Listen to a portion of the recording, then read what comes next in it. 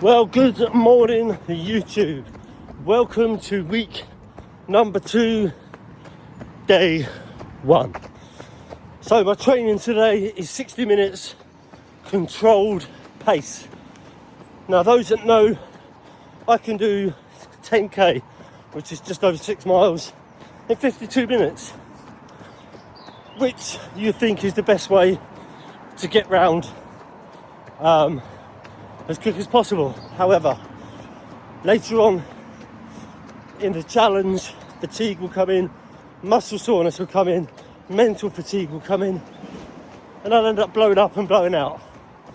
So today's 60 minutes is literally control the pace, bring it down, ready for race day.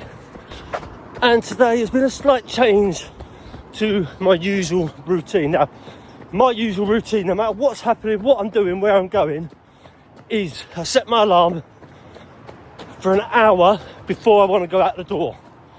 So it gives me time to get up, shit, shower, shave, all that crap, have a cup of coffee, a couple of biscuits, grab my stuff, get out the door. However, today I've added a banana into that because I'm getting little niggles in my calves. If I squeeze at night, and I've got to come to a stop a minute. Yeah, if I squeeze at night, I'm getting little cramps. So I'm going to start taking on a banana a day at the beginning of the day, try and get enough potassium and carbs in so that it stops that cramping later on in the day. So that has changed. Also, my other change, I normally drive to my local Costa Coffee, park in their car park, do my circles, my loops, my runs, finish there, then I can go and have a coffee and then drive home. However, this morning when I stepped out, it looked absolutely beautiful. So I thought, I'm going to leave the car at home, I'm going to run around a loop, end at coffee, walk back in the sunshine. Well, it was absolutely bloody freezing, hence having a hoodie on. So I'm still going to run all the way to Costa, but I'm going to take this hoodie off in a minute. I've just got into my 15 minutes. So I'm warmed up, so I'm going to take the hoodie off, wrap it around my waist, wrap it around my waist, that's hard to say, wrap it around my waist for the rest of the run. Then I've got it to keep me warm when I walk home later if the sun hasn't come through the clouds.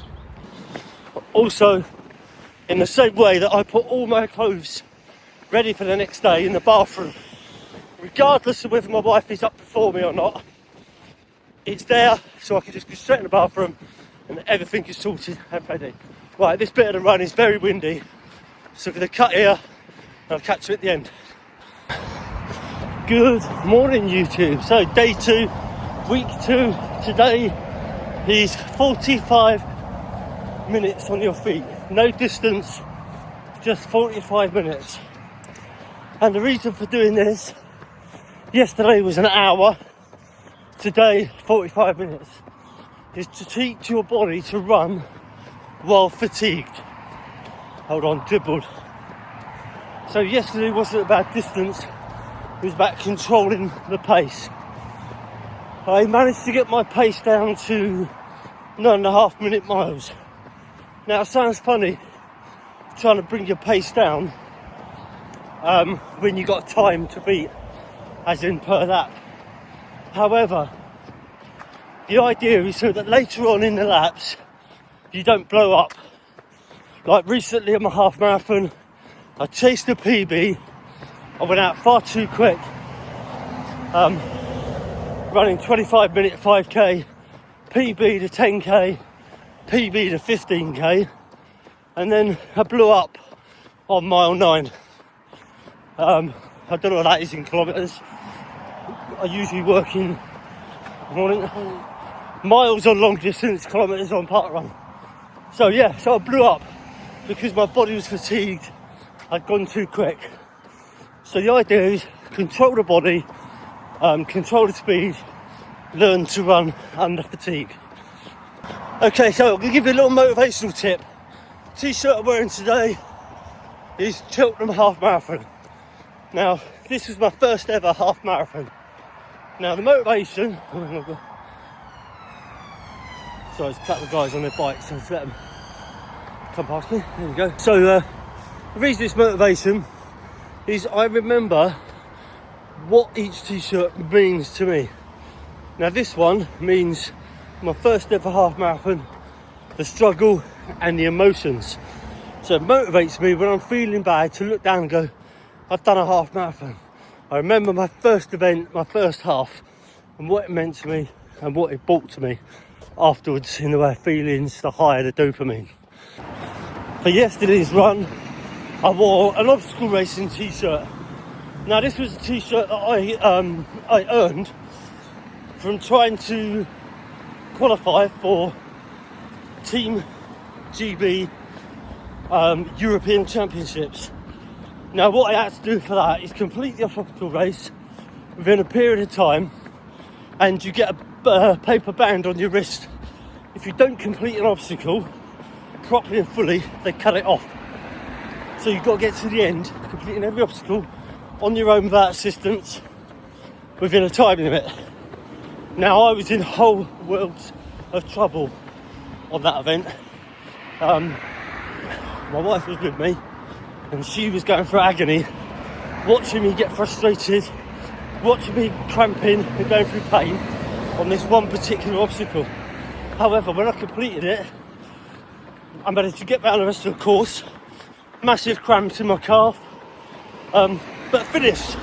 I kept my band and I did qualify for the European Championships. However, due to financial restraints, and it was in Sweden, etc, etc, I couldn't actually go. But in here, I knew I'd done it. So but every time I get in trouble when I'm running, things are feeling tough, motivation's low, I take a look and I remember what that t-shirt meant to me and what I am made of. So yeah, that's it for today. It's just a tip of how to keep yourself motivated when you're out on your runs. So tomorrow is rest day, complete rest day, which is great because I've got my grandson, so I can have a nice lie-in and then just, when Sharon goes to work, take over granddad duties until I go to work. And then Thursday when I come back, I'm going to talk to you about the principles of a backyard ultra and what it takes to do one. Here we are again. So, week 2, day 3. Yesterday was rest day, although I did go to the gym and do a leg day just to get some strength back in the muscles. Although running builds strength, it doesn't build the right kind of strength like being in the gym and lifting weights. So you've got aerobic strength, which is running, anaerobic strength, which is lifting of the weights. So conditioning and anaerobic and aerobic together is the perfect blend for a runner. So I said to you I was going to talk about principles.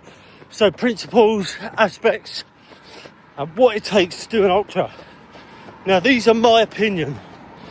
I've done a bit of research, but this is what I think you need. So the first one, and the most obvious one, physicality. Are you physically strong enough to run the miles? So that is where the training comes in. That's where the miles come in. That's why the running under fatigue comes in. That's where your strength training comes in. So your body is fit, your body is strong, your lungs are strong, you have the stamina, you have the endurance to run the mileage. So that's the first one, that's the obvious one. Now the second one I think of is motivation. Do you have the motivation to do it? Do you have the motivation to keep going when the time gets tough? And that motivation comes from here, comes from within. So what motivates you? Why did you sign up? What was the reason for taking on this event? That's your basic motivation. Your second motivation is accountability. So tell everyone you're doing it. Post your training all over social media. This is one of the reasons I'm doing YouTube. If you watch all my videos, and when it comes to the day, I gave up after 2 runs, 2 laps. That's embarrassing.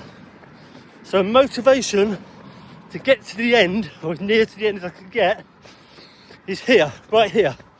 What I'm telling everybody I'm doing. You also have other motivations, like you know other people have done it, or you know other people haven't done it. You're going to be the first one that you know to do it. They're the things that keep you motivated while you're at the event. Hang fire. Okay, I had a bit of an achy shoulder. I am 1 hour 13 minutes into my hour and a half run. I run 7 miles, but like I said before with training, it's not about how fast you do and how far you go, it's about time on your feet. So today is an hour and a half, fatigues me for tomorrow when I'm doing my loops. I've got 4 loops to do tomorrow, so that's nearly 20 miles. No, it's not. 16, these 17 miles. Can't add up. Okay, so the next piece, headspace, mental strength. So your body, no matter how hard you train it, if your head isn't strong, your body's useless. Your mind will always go before your body. So you've got to train your mind. So it's another reason we do long runs, is to get you mentally strong, to keep going, not give up. Which, how do we battle that? Well, a good way to start with is do an out and back. Go out halfway, run back. You've always got to get back home. So if you've got to get back home, you've got a choice. Give up and sit on a pavement, walk or run. Now if you walk when you're tired, it's going to take twice as long.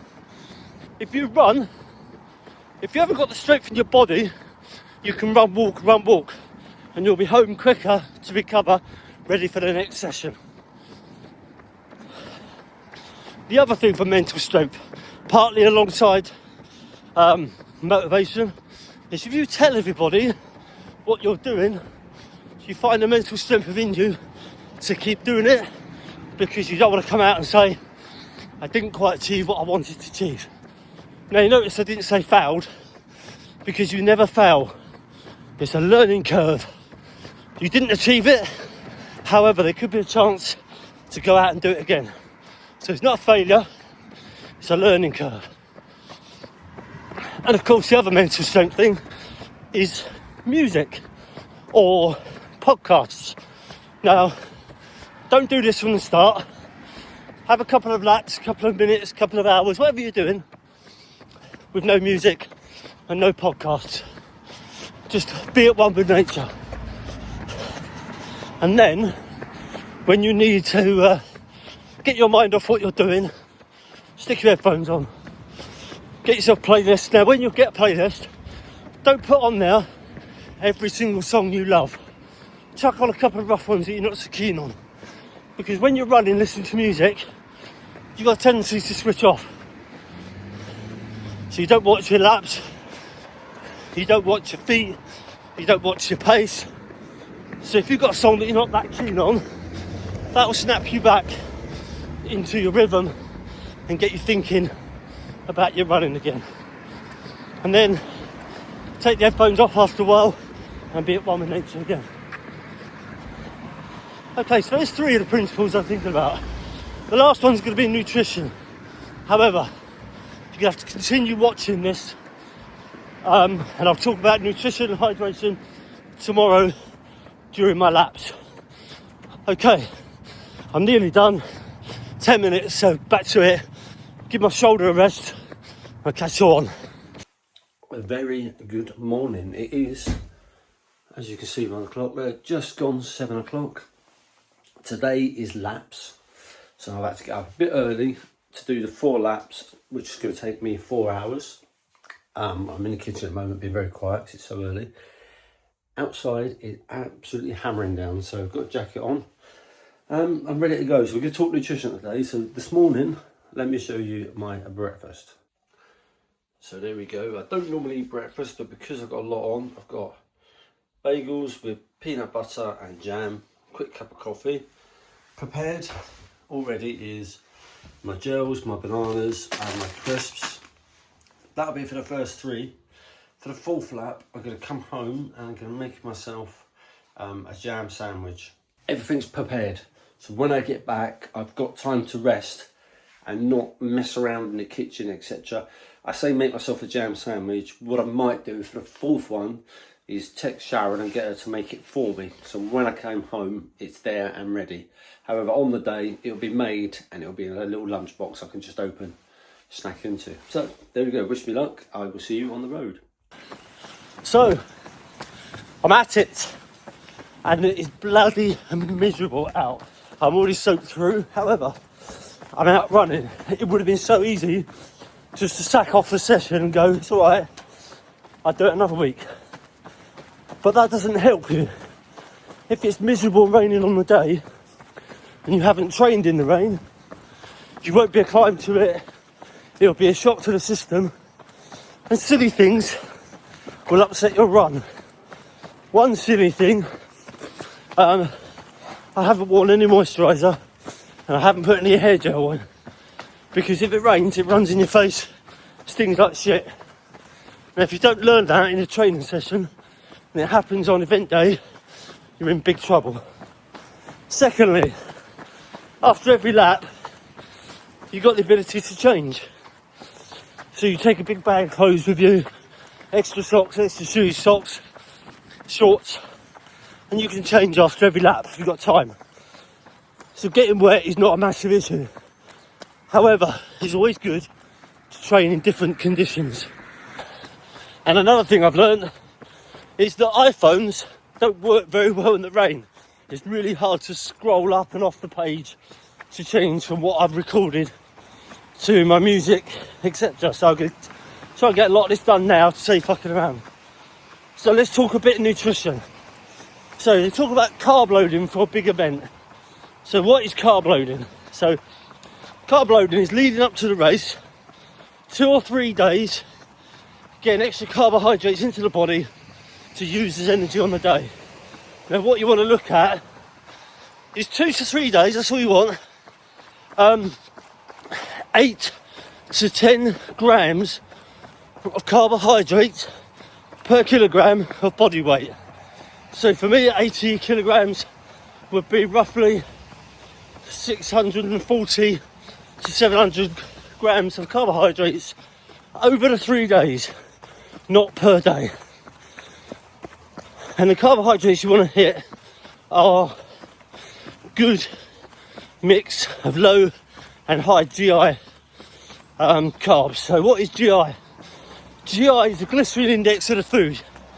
So high GI means that it goes into your body really quick, spikes your sugars, spikes your energy, and then crashes quickly as well. Low GI, I'm going to walk for a minute, is the opposite. So it goes into your body and it's a slow release. So it releases energy slowly over a period of time. So eat high GI foods to start, mix in with low, and then on race day you take low GI low GI for the breakfast, and then things like your gels and stuff is your high GI foods which you have during the run. So this morning I had bagel, peanut butter and jam. So the bagel is high GI food because it's a white bagel, and the jam is also higher GI because it'll spike your sugar levels and then drop them pretty quick. Bananas, fibres, brown rice, brown bread is all your low, slow release. Oh, quickly push this load. And white bread, white rice, white potatoes is your high GI, which will spike you and then drop you. So you're looking at anything leading up to the day to be brown. So brown rice, sweet potato, brown bread, things like that.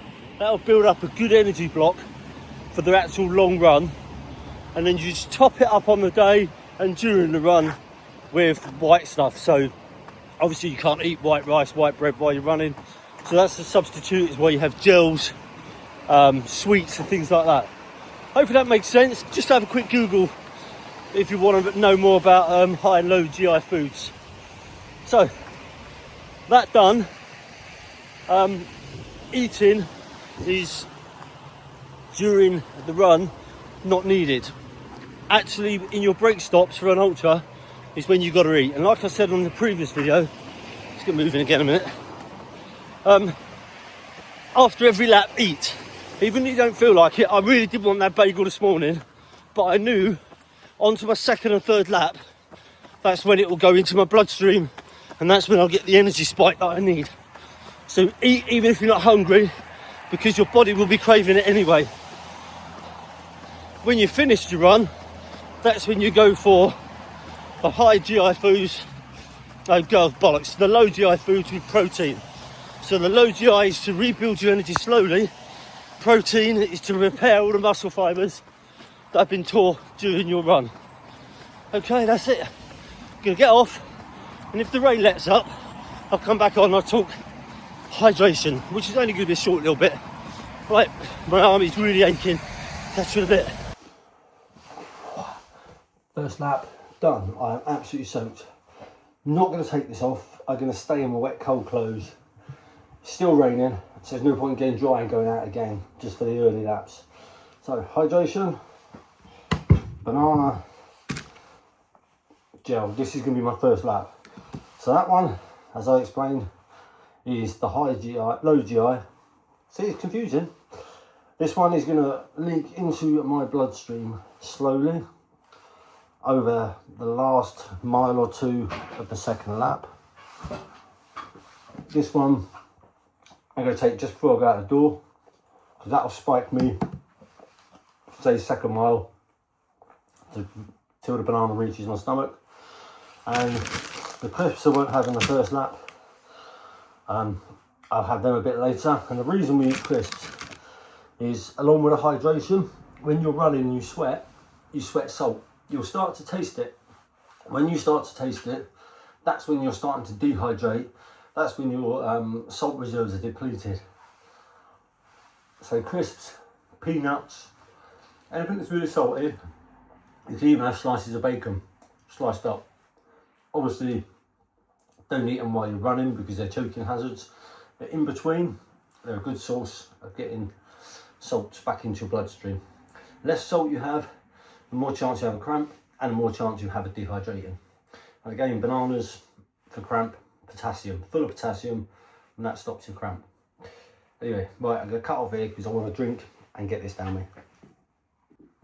Okay, I've decided to talk hydration now because it's so wet out there, you can't use a camera properly, and all my stuff is here. So, my hydration. I use one of these at home. I very rarely run with water bottles and stuff like that, so that's always before and after. So I have creatine, pure creatine monohydrate powder. That is a good source of energy. Take that with water and it goes into your muscles to give you energy and strength. You have to flood your system with it for it to work. So you need to take 5 to 10 grams a day for about 2 weeks, and then 5 grams a day is perfect. Just mix it with water. I mix it with my porridge or my Weetabix.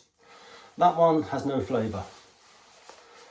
This one, exactly the same thing, except it's love heart flavour.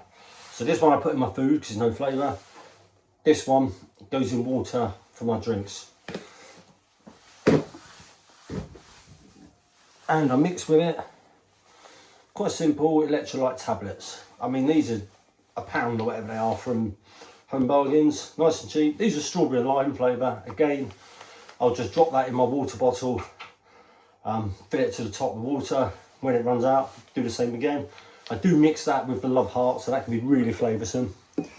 And that's it, that's all you need. And the other alternative, obviously, is isotonic sport drinks. Now, I'm going to get a couple of those small bottles of isotonic drinks. Again, isotonic literally is electrolytes and sugars. And again, they are the high GI sugars, which goes straight into your bloodstream. I can't think what they're called. It's not glucose, it's not fructose. There's another sugar, basically. So yeah, isotonic sports drinks. Again, if you drink too many and too much, they make you feel sick because they are flavoured. They're normally orange, and you can't run on too much orange. And all I do, that bottle there, let's see the size of that bottle, I've drunk to there this morning. So 2 goes before I went out, and this time, and I'll probably get down to there in a second, and to the bottom in the third. Don't overdrink. You only really need 200 millilitres. No, that's a lot, isn't it? 20 millilitres every time you drink. So 20 millilitres, quick swig. When you go out on these courses, they've got aid stations, water stations everywhere. They give you a cup about that big.